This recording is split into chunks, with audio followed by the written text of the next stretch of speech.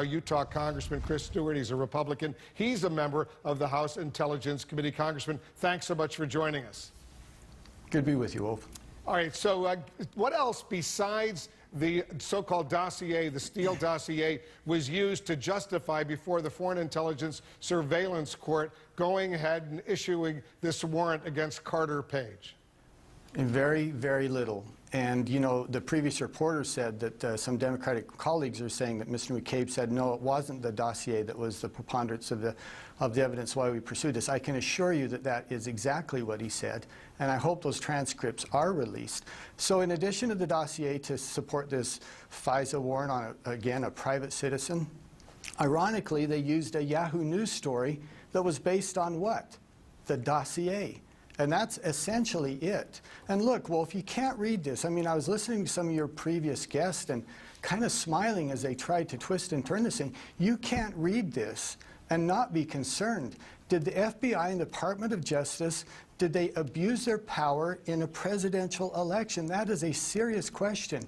And one other thing, why in the world? So let me just, on that specific point, Congressman, okay. you want the FBI director, you want him gone right now? You have lost confidence in him, Christopher Wray?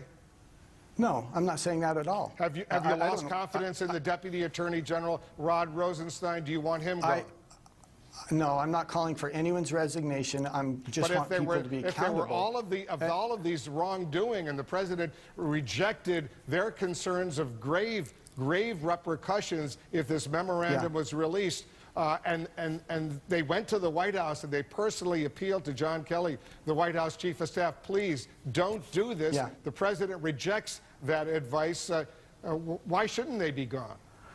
Well, again, I'm not calling for anyone's resignation. That's between them and the president. But, Wolf, you've read this.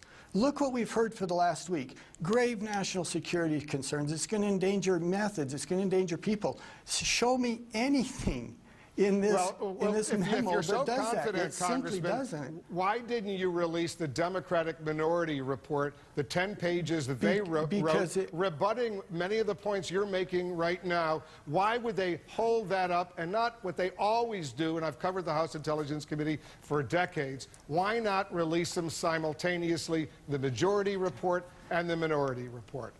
Two points on that. Number one, every Republican voted to release the Democratic memo to the House.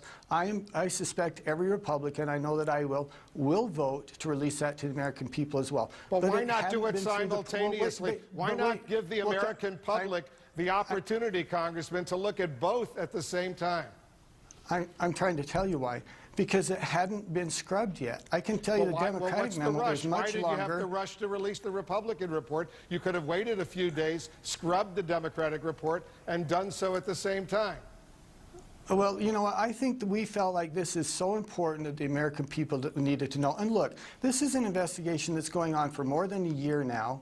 It will continue, I'm sure. I don't think that the investigation pivots on a few days when some information might be available and other will follow. The Democrats will have their ability to make their case, as does, I might point out, the FBI if they feel like there's something in this memo that isn't accurate. I hope they do make their case. But I tell you, once again, whether this is released simultaneously or a few days apart, you're going to be able to compare them side by side and draw their own conclusions. So many of your colleagues, former members, current members, they say what you did. You voted against releasing the Democratic report. All of the Republicans did along strict party lines. You voted in favor of releasing the Republican report, Congressman. No, that's not true. We voted to release the Democratic report. We voted to release it to the House of Representatives. Yeah, but not at the same time as the Republican. You wanted to hold off. You wanted it to go through what they call a scrubbing process. You wanted to. You voted in favor of releasing the Republican report right away. You didn't vote in favor of releasing the Democratic report right away. Well, we went through the same process with both of them. There were two votes. There were two votes, and they were both strictly along party lines.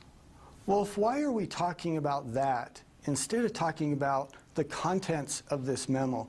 This is because a the contents of the thing. memo, Congressman, the contents of the memo are being seen as political. Remember, Devin Nunes, the chairman of your committee, He was a member of the Trump transition team. He worked assertively on behalf of the president. He had to recuse himself at one point because he was too close to the White House. He was getting back channel information. He himself had to remove himself. Mike Conaway, the #2 Republican, had to take over. So this is seen by at least a big chunk of the American public, Congressman, as being a politicized moment in American history, which you could have avoided by simply releasing both memos at the same time, which has always been the case. Okay, look, we can talk for all afternoon if you want about whether the memos are separated by a few days. Why aren't we talking about what's in these memos? Why aren't we talking about whether the FBI abused their power? Why aren't we talking about whether they were honest before the FISA courts? Did they present information? Did they tell the FISA courts that this dossier that, by the way, the FBI director himself said was unverified and salacious? Did they tell the FISA courts that? Did they tell the FISA court that this was nothing but a political hack job paid for by the Democrats and Hillary Clinton? Why aren't we talking about that instead of some process that involves a few days? This is what I want to do. Congressman, I know you're an honorable member of the House Intelligence Committee, and I'm sure you must be very upset that your committee has now been blown apart. Going back many, many decades, I've never seen the House Intelligence Committee so partisan as it has become over these past several months. Mike Rogers, the former chairman of your committee, himself a former FBI agent, is with us right now. I want to bring him in because I want him to ask you a question. He has deep concerns, Congressman, the way you and the Republican majority of this committee have behaved. Go ahead, Mike Rogers. I'm just curious, Chris, what happens next? Is there any chance to have a bipartisan investigation into the accusations, or at least the story you tell in the memo? Yeah, we certainly hope so. And Mike, I know you. You were on the committee before I came on, but we've interacted in the House.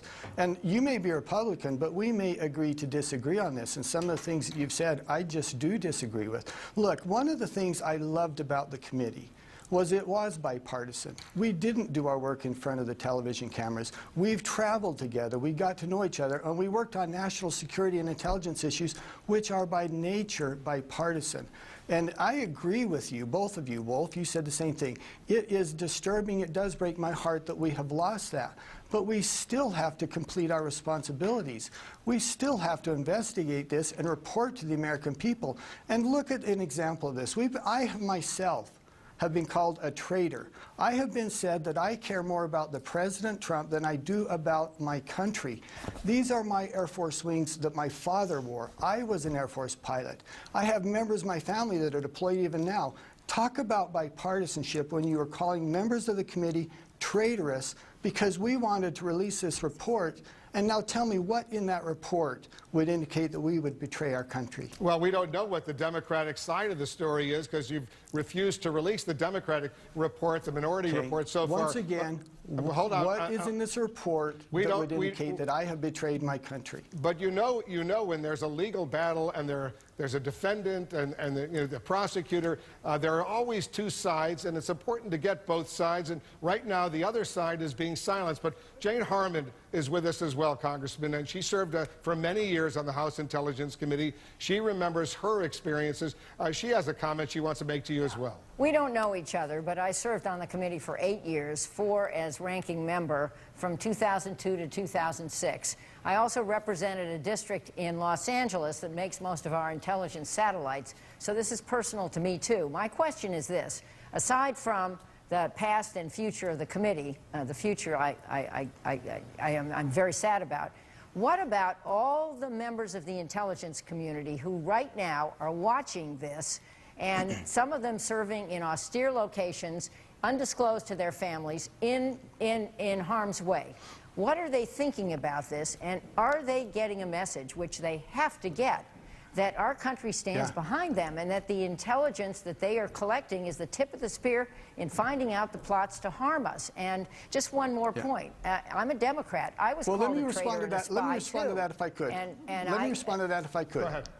One at a time.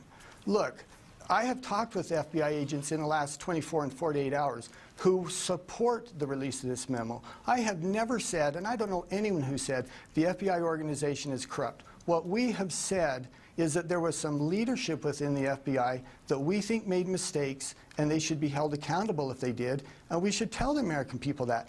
FBI agents feel the same way. If their leaders should do, and I would say the same thing with the IC generally. They want their leaders to be held accountable if they made mistakes. They're smart enough to know that when we say, look, we've got a problem here, we're concerned about that, they're smart enough to know that we're not attacking them and the entire organization or agency. We're trying to do what Congress is supposed to do, and that's provide oversight, and that's to report to the American people. You can't have any organization that's so sanctified that you can't say, well, we can't provide oversight of them, we can't question them. The only ones who can do that are Russians and the KGB back in the day, but we don't do that. Of course we don't, but that's why Mike Rogers' suggestion that there be a full investigation in a classified setting before the committee, if it can be restored to function, is so much better than releasing competing political statements, don't you think? Well, we are doing that, and we will continue to do that, and we have more information that we're going to release. We hope the Democrats will join us in that effort. We hope that we could provide a bipartisan report. That's certainly our objective and our goal. But look, you can't look back on how this memo has been demonized over the last week or so and then say once again, well, it's the Republicans' fault for releasing it. It is our responsibility to report to the American people. I just want you to react once again to the reporting we're getting from Jim Sciutto, our chief national security correspondent. He's quoting Democrats on your committee as disputing what your Republican majority memorandum says about Andrew McCabe, the deputy FBI director's testimony, that it was strictly based on that Steele dossier. Democrats are disputing that. You say you want the transcript of his testimony released. When are you going to do that? Well, that will be up to the committee, I suppose. I don't know the rules for doing that. I mean, I don't want to do what Dianne Feinstein did, and that's just by herself release transcripts. But I would support releasing those transcripts, and I can promise you this. When this memo was created, we were very, very careful. We didn't take political opinions. We didn't take, speculation. We read the transcripts very, very carefully. I'm extraordinarily confident that what we put in this memo about Mr. McCabe is exactly backed up by the transcript. And have you personally, were you there when he testified? Did you read the transcript of what he said? You bet I was. And so when the Democrats seem to be suggesting you're cherry picking one answer and ignoring other answers, your response? My response is, look, I would love to release the transcripts just like I wanted to release this memo and let the American people decide. And by the way, this isn't about national security. We're not talking about CIA undercover agents in Russia. We're talking about Fusion GPS and Christopher Steele, who put together a political document. I've argued for months this shouldn't be classified. I've argued for months this should be done in public so that, once again, we hold people accountable, and you don't have things like this where some people say, well, the memo doesn't reflect the reality of the transcript, when I know that it does. You know, but we are talking about national security, and let's get back to the bigger picture for a moment, Congressman. Do you believe that Russia interfered in the U.S. presidential election? Do you agree with the Director of National Intelligence, the CIA, the NSA, the FBI, when they released their final report in January of last year, that Russia interfered deliberately in the election?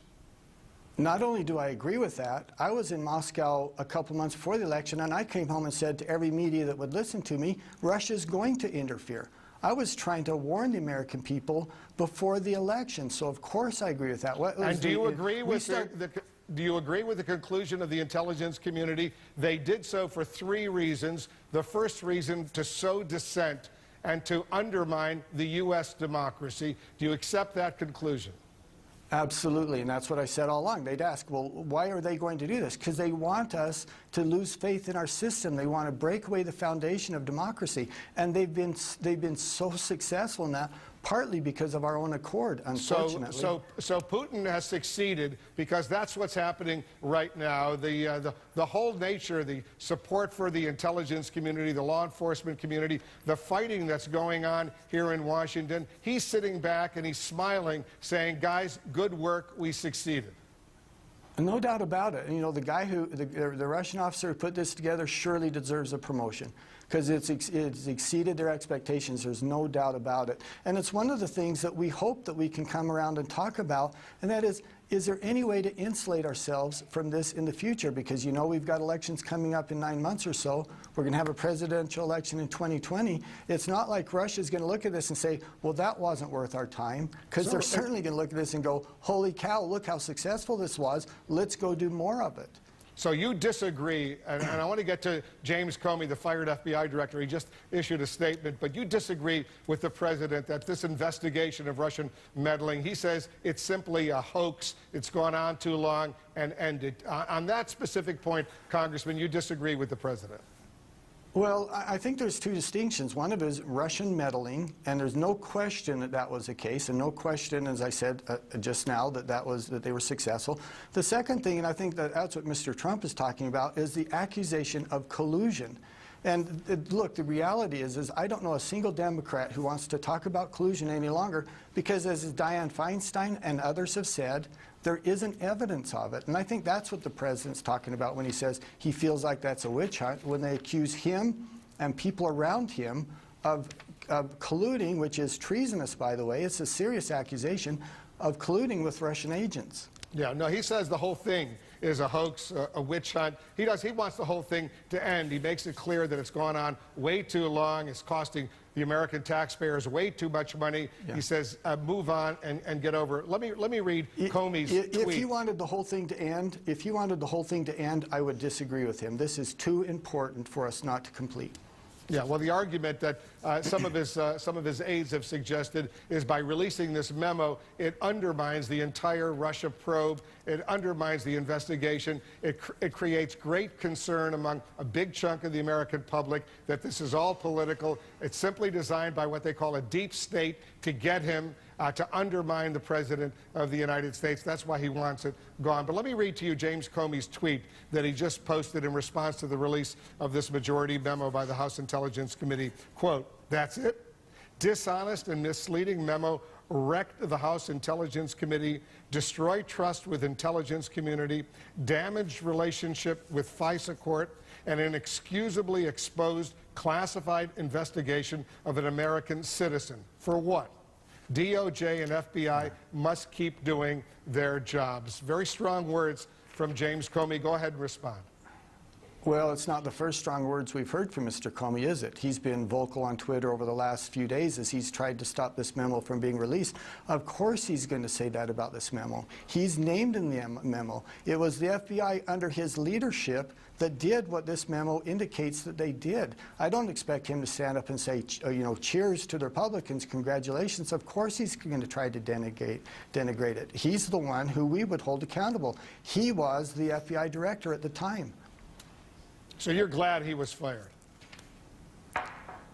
You know what? I have no opinion on that. I think if we'd gone forward, we would have been able to continue our investigation. At some point, we would be able to share, as we're doing now, with the American people, his actions. But I don't really care one way or the other if the president had fired him. That was between he and the president. One final question, Congressman Stewart, and you've been very generous with your time, and we really appreciate your joining us. Very important to get your perspective. Do you agree with Senator Lindsey Graham, the Republican senator from South Carolina, that if the president does go ahead and fire the special counsel, Robert Mueller, that would be the end of his presidency? I hope he does not fire special counsel Mueller. I hope Mr. Mueller continues his investigation. I've always said that. I think it would be a terrible mistake politically. I think, for one thing, I'm not afraid of Mr. Mueller's investigation going forward. As I've said, there's no evidence of collusion that we've seen in more than a year. I don't know that he's going to find something that we haven't found. If I were to say I wanted to be fired, that would indicate I'm afraid of his findings, and I'm simply not. I don't think the president intends to fire him. I don't think there's any serious conversation at all in the White House about firing him. Congressman Chris Stewart of Utah, a member of the House Intelligence Committee, thanks so much for joining us.